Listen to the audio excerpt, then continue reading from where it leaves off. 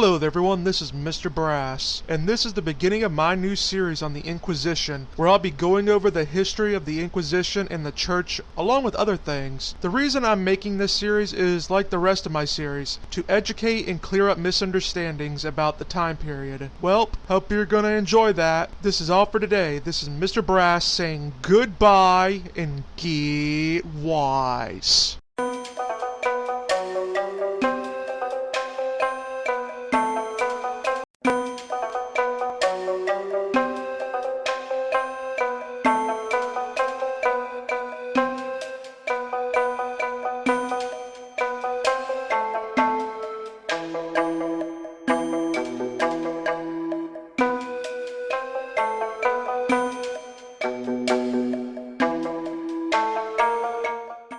Hello there everyone, this is Mr. Brass, and today I'll be going over the part 1 of my series on the Inquisition. In this video I want to give a laydown of some of the context of the time of the Inquisition. While the term Inquisition today will get you images of brutal torture, in its days it was marked by its leniency. The term itself just comes from the Latin to mean to inquire, which describes what the Inquisition actually was, i.e. an inquest. The Inquisition represents when the medieval world became more administrative and ordered. It followed an updated form of the Roman law legal methods. Church organization, like most institutions, started off small and grew to be complex. The apostolic foundation showed the making of the church as the apostles organized the church through an initiation process of baptism and ritual meal. They were given loose but binding authority and preached to cities and joined different Christian communities. Bishops located in different towns and were to be the successors of the apostles so that there could be a lineage. This was done on an ad hoc basis, which makes sense when you consider the whole organization of the early church was situated on the belief in the end of the world was coming soon with Christ's coming. After the apostles became old and they started doubting Jesus was coming back soon, they made a more ordered system. When the apostles died, the communities began wondering what to do and what was moral and stuff like that. The Gnostic heresies basically said that Christ had bestowed special knowledge on them, which was against apostolic foundation. Ignatius of Antioch said to give power of interpreting scripture for truth from the bishops. In the 3rd century, bishops of provincial capitals were seen as the oversights of other bishops due to efficiency, and were now called archbishops. The Council of Nicaea archbishops in Rome, Alexandria, and Antioch were considered the patriarchs of the church, with one archbishop who came from Rome. This was due to their appeal to Jesus' call to St. Peter. St. Peter didn't establish the church as they believed, but rather was an early leader. Peter in the Gospel of Matthew 16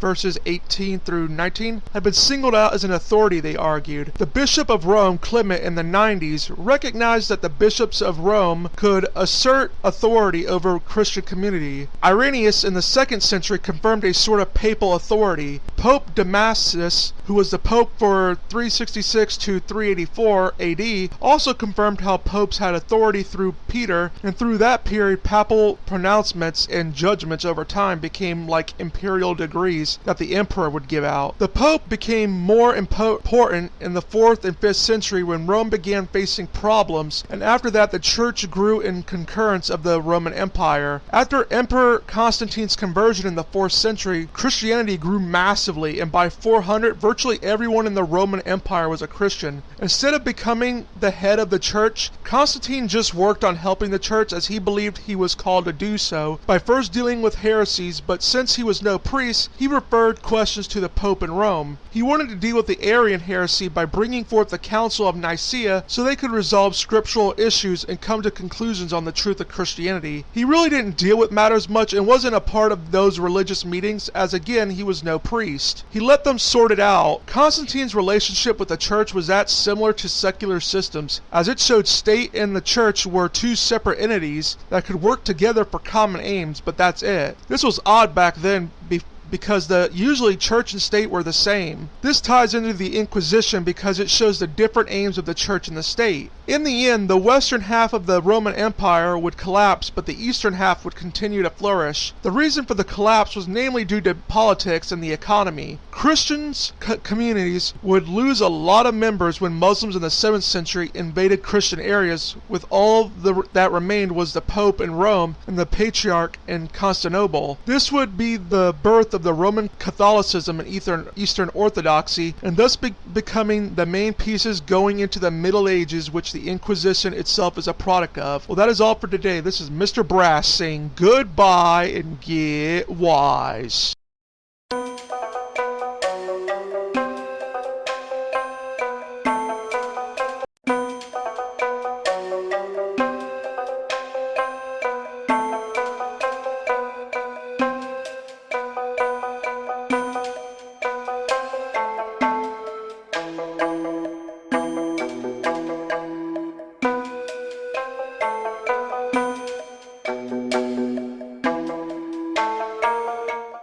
Hello there everyone, this is Mr. Brass, and today I'll be discussing how the church handled heresies. Inquisitions were mostly made to deal with heresies. To us, heresy seems like a silly notion because we tend to have very individualistic, earthly-centered philosophies, which the result is of many cultural blends with numerous philosophies. All cultures have heresies in a sense, as there are beliefs in every society that is considered horrible by the majority of the population, and if you espouse them or try to spread it, you're faced with social, political, religious, or even legal actions. For example, the belief in pedophilia advocacy, aka that pedophilia should be allowed or encouraged, is generally met with disgust by the majority of the population in the US, and taking that position will likely have consequences. In the Middle Ages, earthly affairs played second fiddle to religious matters, and at this time religion was what bonded people, so to commit a heresy was essentially a threat to society and to authorities in general. During ancient Roman times, heresy was treated essentially like treason, and this held for a long time in many Christian societies. Heresies were decided on the same way it was in ancient times, i.e. from the church and the apostolic foundation. Initially, shunning was the only punishment allowed when the church was small, but when it got bigger later on, it became more assertive in punishment. This was inevitable because a growing membership means diverse ideas, some of which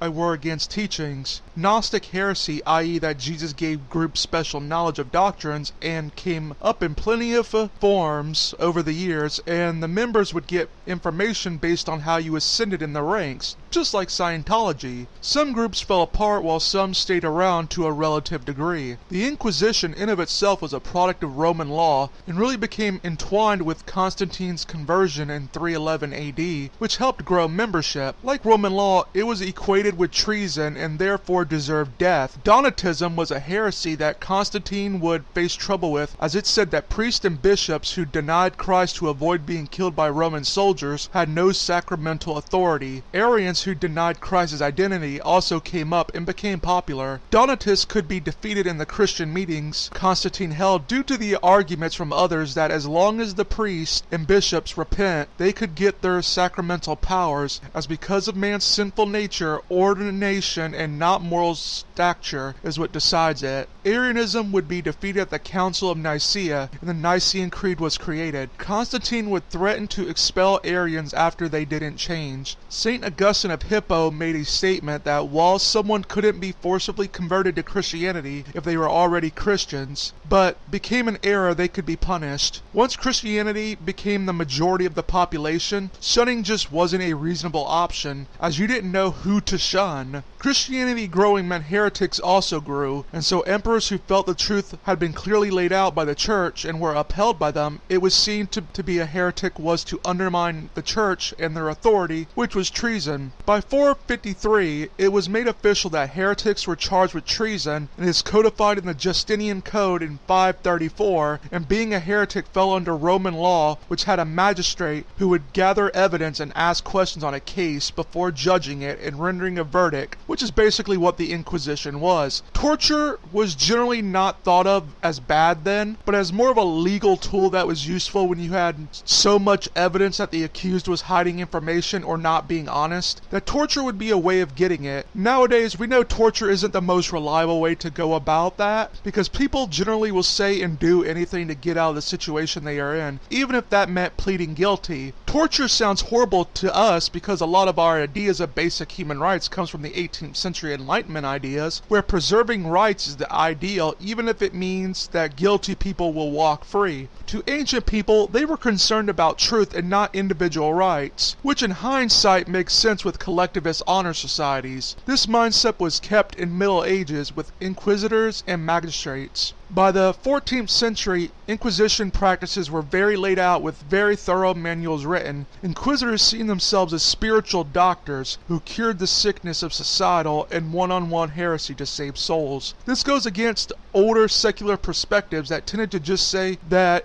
it was the Pope silenced people who threatened his authority, which of course can't be entirely dismissed, but it leaves out the religious environment of the day in which the Inquisitors really felt that they were curing an illness and were trying to lead the people back to Christ. They used Roman law procedures in central Rome, but more common law in places like Scandinavia. At first, synodal witnesses would come report a crime they heard about through rumor or other means to the local magistrate. They were men of good reputation who wouldn't have a crime held against them if the charges of heresy they levied at someone were just dropped. The next phrase, i.e. the General Inquisition, featured the judge calling witnesses so as to see if anyone could be tried for the offense, and if there was a possibility someone could be tried and found guilty, they'd go into the Special Inquisition. In that phrase, the accused would be given a written account of charges and summoned to the court, which evidence against the accused would be presented where a partial proof is needed in the case of ordinary offenses, which required either one eyewitness account of the event or a body of circumstantial evidence. For capital offenses that had the death penalty, the death sentence on the table, that required a full proof, i.e. two independent witnesses account or a confession. If there was so much circumstantial evidence against a person charged on capital offense, they would try to get a confession out of them via the legal method of torture, which could also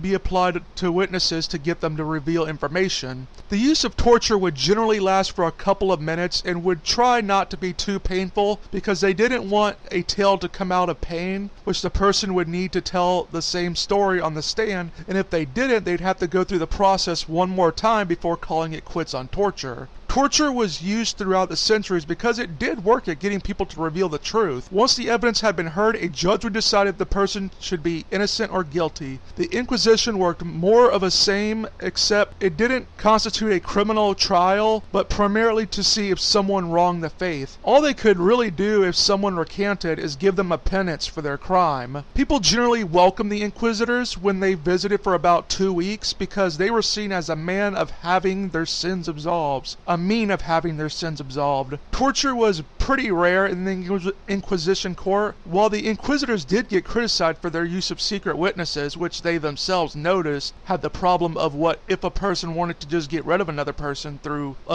just wanting to silence them. If someone was found guilty of heresy, they were given a chance to recant, pay for a penance, and to help find more heretics. Prisons would be used as a means of punishment for one of the first crimes in history by the Inquisitors, as prior to them, prisons were functioned more as holding cells for a person awaiting trial, but now they were being used for really bad heretics. Relapsed or unrepentant heretics would just be excommunicated and given over to secular authority. The thorough rules and procedures of the Inquisition came from an advancement in European law and technology and theology. As said before, by the 14th century, the papal Inquisition was being used less and less, and instead was just being under the control of the crown. Well, that is all for today. This is Mr. Brass saying goodbye and get wise.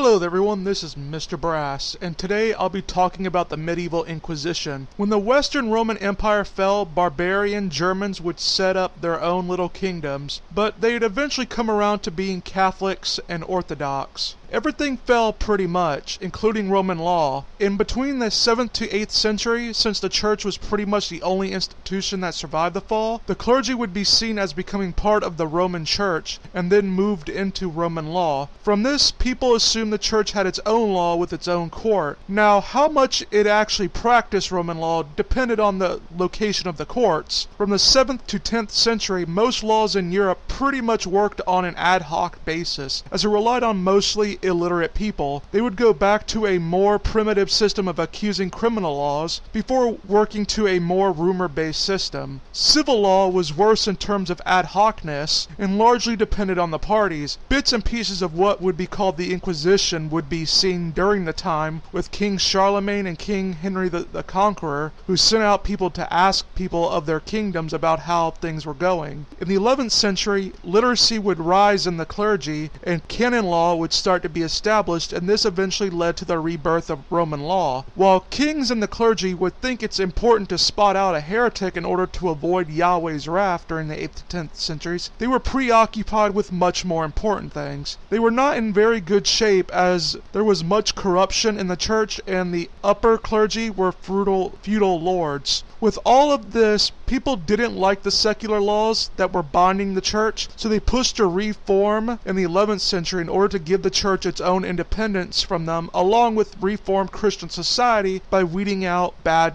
corrupt officials through what you could say regulation, and made sure the Pope took his role seriously. They'd form written laws so they could combat secular customary laws, which allowed priests in many places to buy their rolls or have wives. These canon law codes were based on decrees of the past popes, the Bible, church councils, etc., and the courts would be based on Roman law. Investigation and trained jurists, along with other things required of a more established legal system, were brought in. In the 12th century, the universities were formed because there was a need for people to be trained in theology and law, which helped better them both. By the 11th to 13th century, a number of social reforms also came about, which tried to get people closer to Yahweh, to stop violence amongst knights through crusade, to get people trained with a sword to stop attacking fellow Christians but go to the aid of other Christians from Muslims, and of course through heresy. They deal with societal disease of heresy on a systematic level. Religion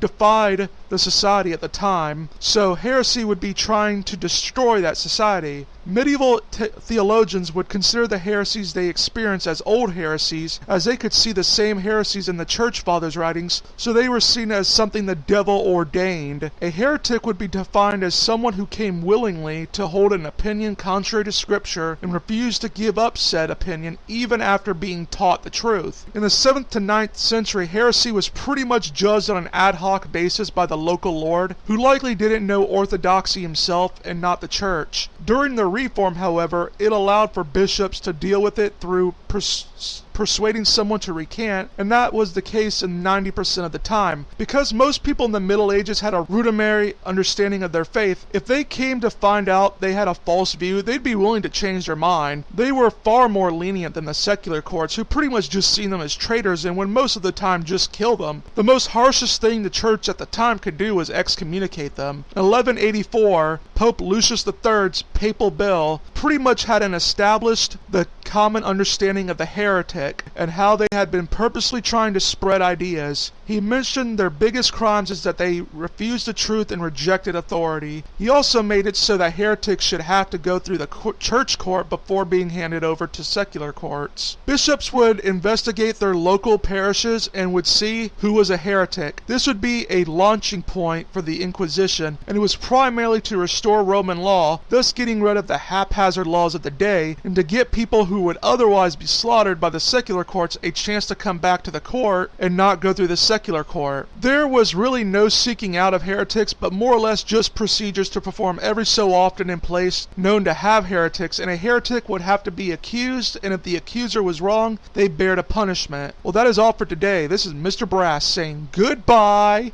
and get wise.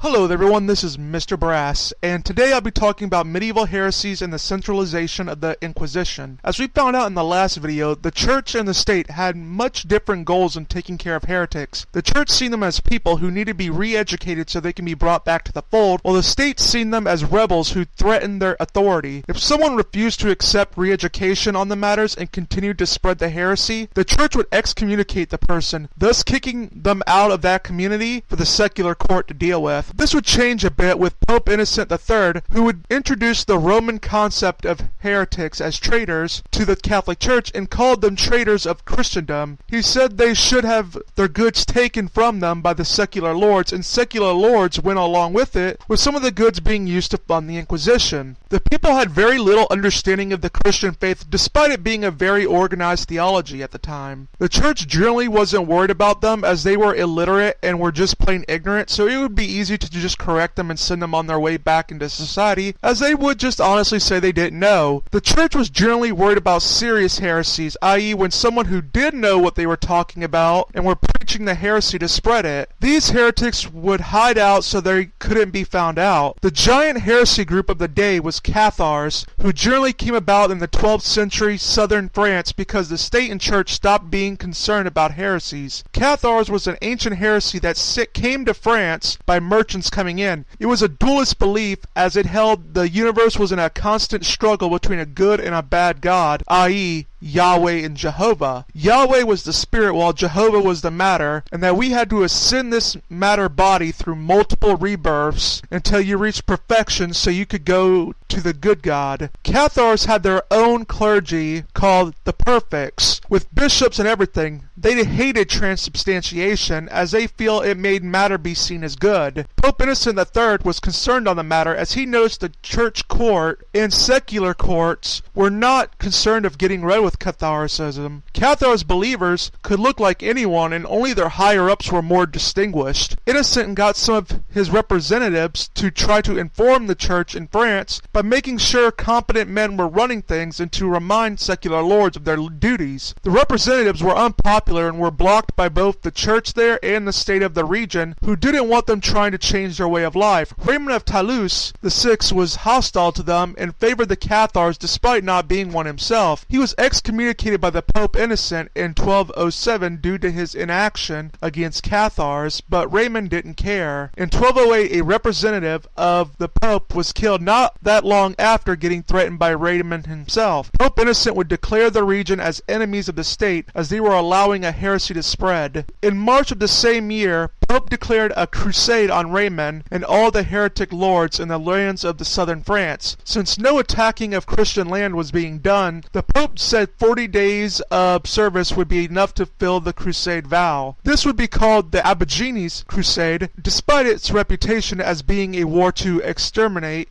heretics, it was instead just a way of dealing with bad lords. It wasn't trying to remove Cathars in general, but rather just to get the lords to take their job seriously in getting rid of the heretics. This crusade would get out of control, even for the Pope. By 1209, land in France would be conquered by the heretics. Simon de Front would become the leader of the Aborigines Crusaders. By 1215, Raymond would be deprived of his land and his son could only keep a small portion of it. Rebellions and more problems would arise till 1229 with the Peace of France. Catharism would be just about extinct in southern France in around 40 to 60 years, with it completely gone in a century. Apostolic poverty movements would come about as well, that centered on giving up what they owned. It originally would be applauded, but a few of them drifted into heresy, along with Waldensians being the prime case. It was made by a wealthy merchant named Baldes, who lived in southern France in the 1170s. He gave up his wealth to the movement and would later on go to gain a sort of cult which would later get the Archbishop of France to tell them to stop. Valdes, like many of the people in the area, couldn't read Latin and thus could only read portions of the New Testament that happened to be translated to his language. His knowledge of the New Testament would be found to be horrible when questioned by theologians under order of Pope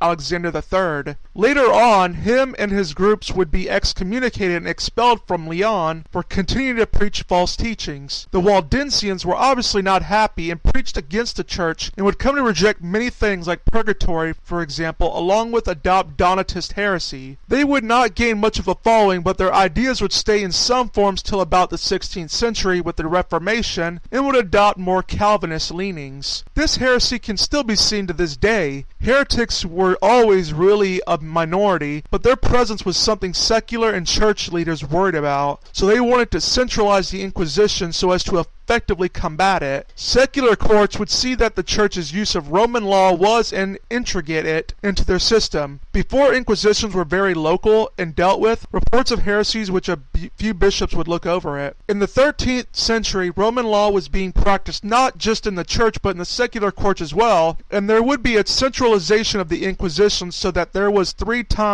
lines of it, i.e. secular, papal, and episcopal. The fourth letter and council showcased a centralization of the Inquisition, which is the culmination of more than 100 years of reform. The fourth letter was a massive way of reforming Christian society and restore the church from a centralist point, which established what the truth of the Catholic faith, thus distinguishing it from heresy. The 21st canon would make it a requirement for Christians to go to confessional once a year, and this was done to spot unreported sins along with find out heretics so they could be reformed. The council also affirmed the Inquisition, which was being used to deal with stubborn and relapsed heretics. Trained theologians would be the ones who determined who was the heretics. The Albigenses Crusade, well done, got people thinking about heresy, which they tied into failures of the Crusades for the Holy Land, so to blame the heretics for it. The Pope of the time still wanted to reform heretics, but local churchmen and secular lords wanted to have them burned. By 1215, heretics were in organized, hidden groups, and in 1229, the council would set up a process where if the person repented of their heresy, they'd have to move in an orthodox area so as not to be around heretics, while wearing a yellow cross on them to show that they were a repentant heretic. People wearing the yellow cross were very much stigmatized. Secular courts made it so that all royal officials had to seek out heretics in their areas. In 1231, due to lots of appeals for heresy because of many episcopal witnesses finding them,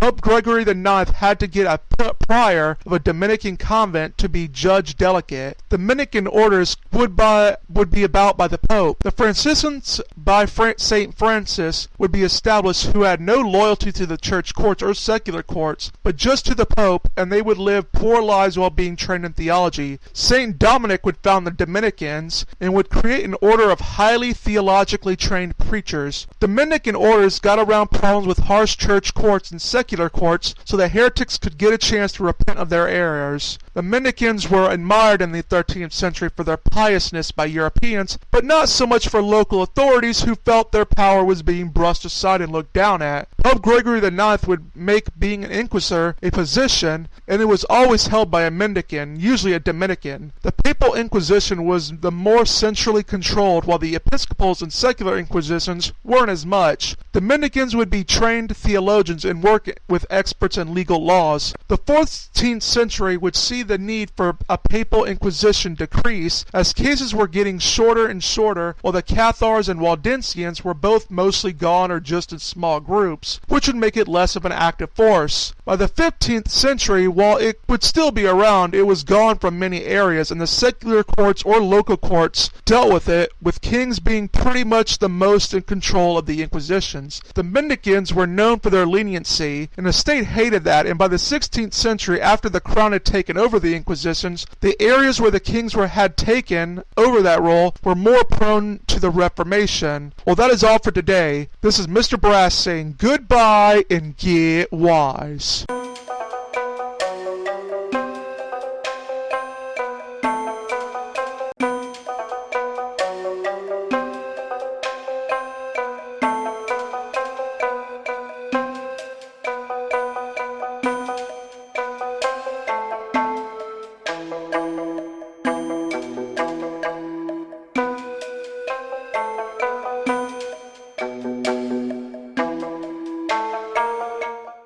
Hello everyone, this is Mr. Brass, and today I'll be going over the Spanish Inquisition. At the very end of the Middle Ages and beginning of the Modern Age, the Spanish Inquisition came about, which was highly centralized by the Spanish king, where the Pope didn't control it. It was to help Spanish kings look after the spiritual health of its people, and it was a long-lived institution that lasted centuries due to its popularity with its believers. Many Christians argue that the Jewish converts called conversos were not real Christians but secret Jews, which was untrue, but the Christians were committed to the theory. In medieval Spain, you had a unique society as due to conquest over it by the Muslims over Christians, and Christians getting it back centuries later on, made it have a cultural influence from both religions and having diverse groups coming together. Jews, after being kicked from many parts of Europe, went there, and so a large Jewish population came, and Spain became a place who at the time respected religious minorities and became one of the more tolerant societies of the day. Anti-Semitism still existed, but to a lesser degree than elsewhere in Europe, and Jews were excluded from some jobs but could become quite powerful, as some became counselors to the Spanish kings who protected them from harm. By the 14th century, though there would be significantly more tension as many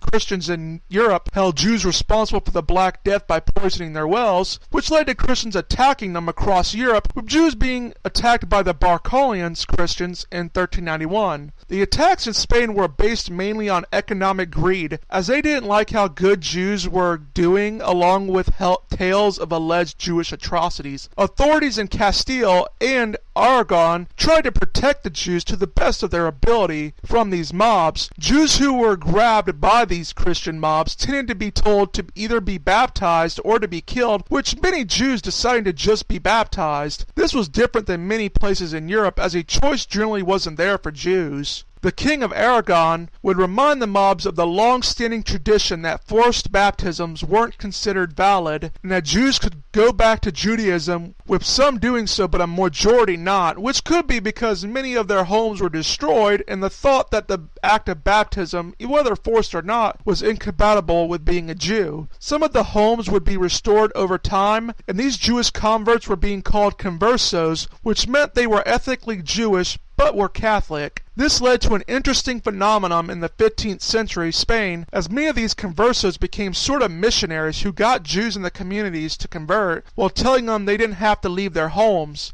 King Ferdinand and Isabella took the throne in 1474 and joined together Castile and Aragon. It has gone around that they were anti-Semitic, but they actually tried hard to maintain peace between Christians and Jews, and there were prominent Jewish members of the royal court. They also pushed to maintain the typical freedoms Jews had in the certain towns, who overall wanted to limit Jewish freedoms. The problems with the Jews had more to do with their worry of the relationship between them and the conversos. Jews in Spain had a tense relationship with them, as they seen them as either descendants from converts who never were either religiously Jews, or Jews who had just got baptized and hence weren't real Jews but rather apostates. Some converso clergy members would persecute the Jews, thus not making things better. By the late 15th century, there was as many conversos as there were Jews, and while conversos fully embraced Catholicism, they of course kept elements from Jewish culture like the diet, and were still associated with Jewish family, which separated them from the other Christians. Conversos would be seen as arrogant, as they would claim they were more Christian than other Christians because they were blood relatives to Christ, who was a Jew, which didn't get them friends amongst others and led to Christians using anti-Semitism to say they weren't real Christians, whom were just plotting to destroy Christian society. By 1480, there would be an investigation regarding the sincerity of conversos' beliefs. Sixtus IV would be asked to confirm it, and it did so in 1478 with a papal bull. Ferdinand really didn't take it seriously, and it would be 2 years before he actually appointed anyone for it. But since it was set up, the many enemies of the conversos from both Jews and Christians came forward to call conversos secret Jews in order to get them in trouble. Tribunals were set up in order to deal with the sheer number of accusations, and the rules of evidence wasn't being used to conversos, and they were being killed. Ferdinand and other inquisitors really started to believe the false accusations and rumors that came about, and couldn't see the Inquisition itself was creating this hysteria. Sixtus tried to put a stop to it in 1482, who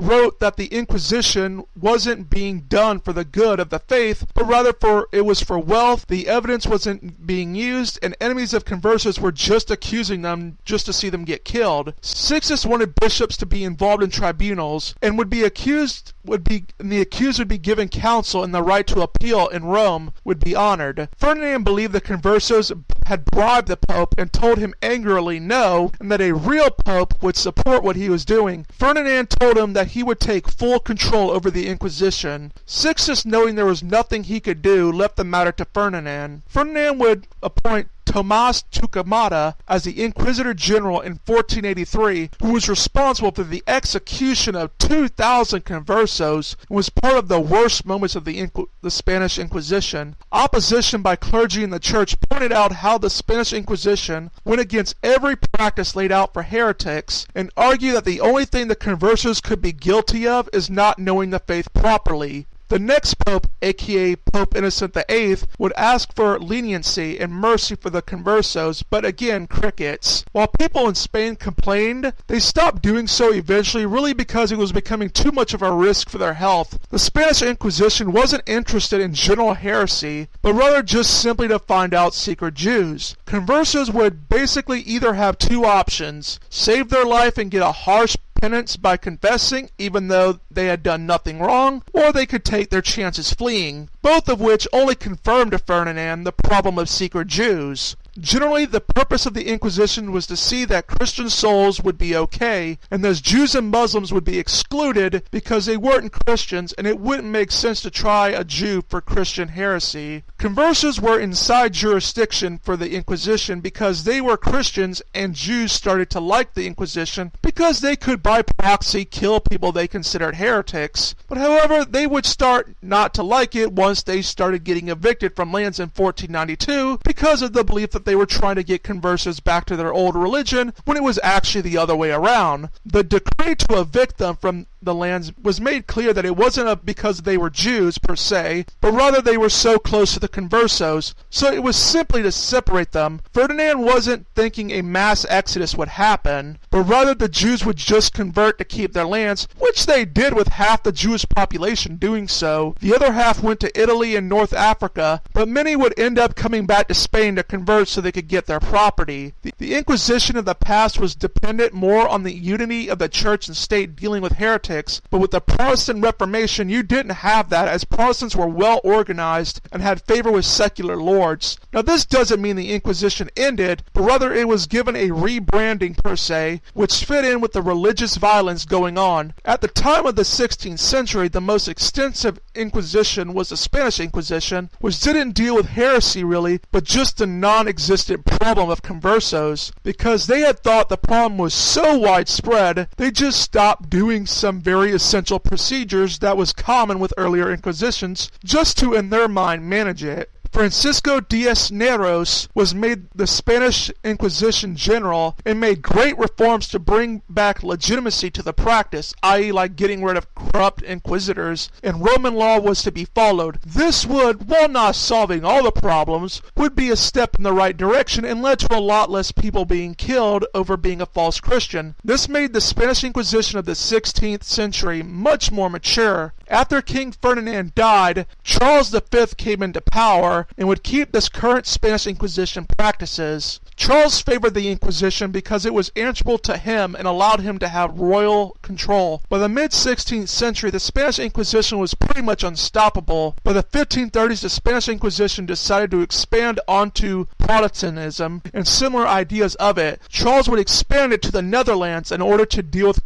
Calvinism, but funny enough, despite all this due to reforms by the 1520s, the Spanish Inquisition was considered the most lenient place in Europe and Spain, and actually didn't have much of a witch craze during that time due to the rigorous methods used. During the nearly 700-year history of the Spanish Inquisition, about 3,000 to 5,000 people were killed. Because it was in such a more mature state, Spain was able to see to it that Protestantism didn't gain a major foothold there. It would get funds through confiscating property. Well, that is all for today. This is Mr. Brass saying goodbye and get wise.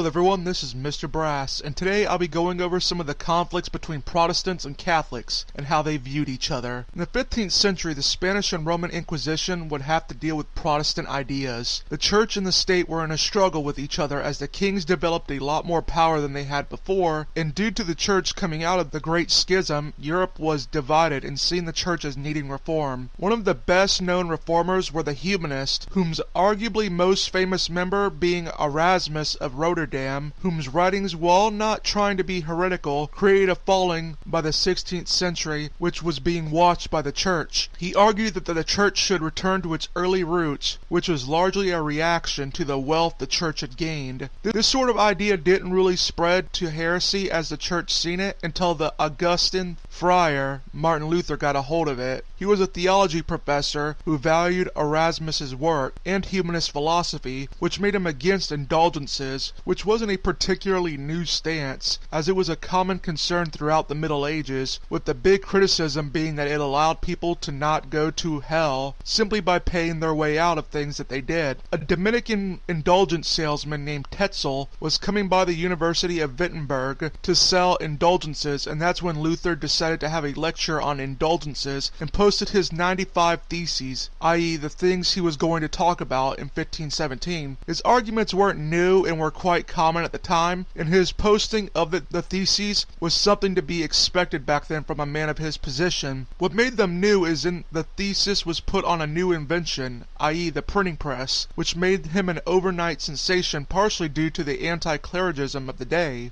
Luther held that the now common but then heretical belief that works don't save you, as people are utterly incapable of truly following Yahweh's work, and that good works come from good faith. He, as a professor, had leeway on what he could say, but was asked to recant from which he claimed exemption, and said that his ideas are part of what should be a debate from which he did do in 1519 against Catholic theologian Professor Eck, which Luther lost. What came out of this debate, though, was Luther's idea that the Bible alone and not church authority was what mattered. Luther's ideas really became a force to be reckoned with, and was something the church had never faced before. He had secular lords and the printing press as aides for him. The Inquisitions proved to be unstoppable. The Inquisitions proved to be unable to stop Protestantism, and largely fell apart outside of a select few areas. Well, that is all for today. This is Mr. Brass saying goodbye and get wise.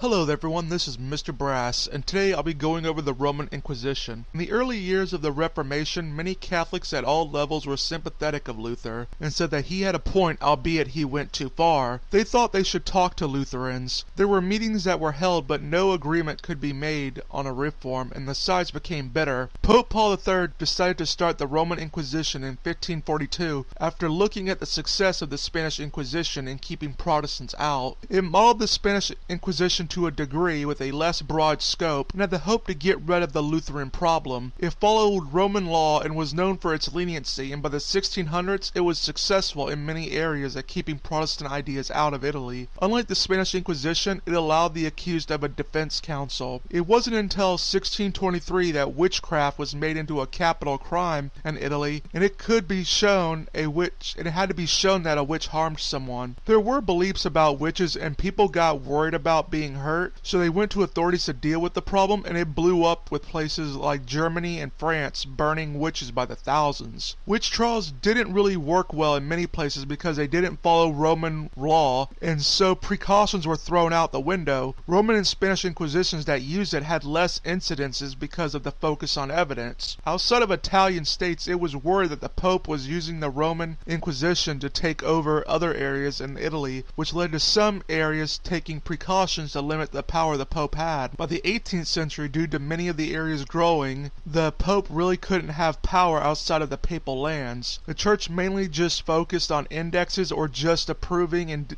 disapproving of books, and by 1900, when it was restored, it was just an adversary body to the Pope with no tribunals. In 1965, Pope Paul VI had changed its name to the Sacred Congregation of the Doctrine of the Faith, and the next year abolished the indexes. It had lost any of its inquisitory status for a while, and it really is just a way of members of the Pope's staff can talk theology and clergy discipline. Well, that is all for today. This is Mr. Brass saying goodbye.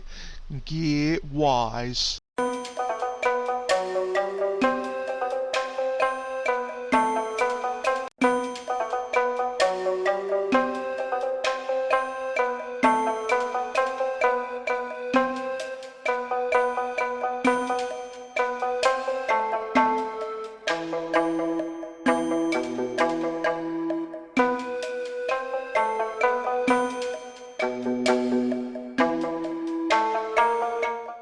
Hello everyone, this is Mr. Brass, and today is the last video of my series, and I'll be going over a good number of misconceptions about the Inquisitions, and talking a bit about the Enlightenment. Basically, the bad history comes from Protestants in the 16th century, Protestant Reformation. Spain, which was prosperous, was instead called evil according to the Protestants for the Inquisition. Earliest book of this trend really is in the 16th century by Reginaldus Montanus in Discover and Plain Declaration of the Sundry Settled Practices of the Holy Inquisition of Spain. It was published in 1567 and was translated and spread throughout Protestant countries. Protestants were saying that the Inquisition was a tool of oppression for them. The Enlightenment was a 17th century intellectual movement that really took off in the 18th century. There was voices of religious toleration in the 16th century from guys like the Protestant Jacobus Aquincus in his book The Satan's Stratagem.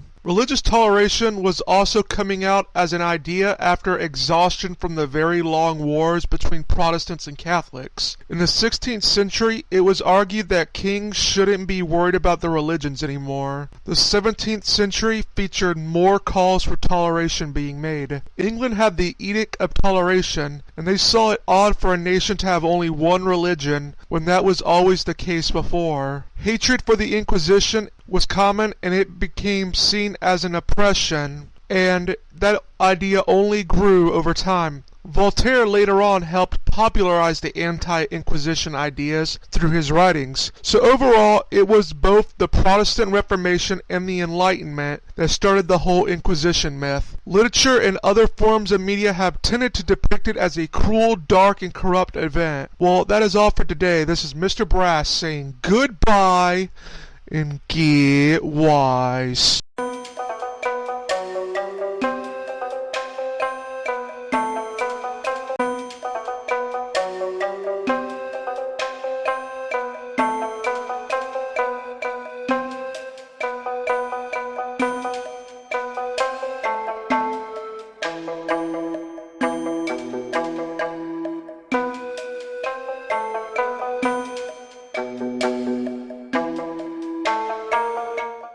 Hello everyone, this is Mr. Brass, and this is the end of my series on the Inquisition. I hope you've enjoyed it as much as I did studying it. Well, hope to see you next time. Well, that is all for today. This is Mr. Brass saying goodbye and get wise.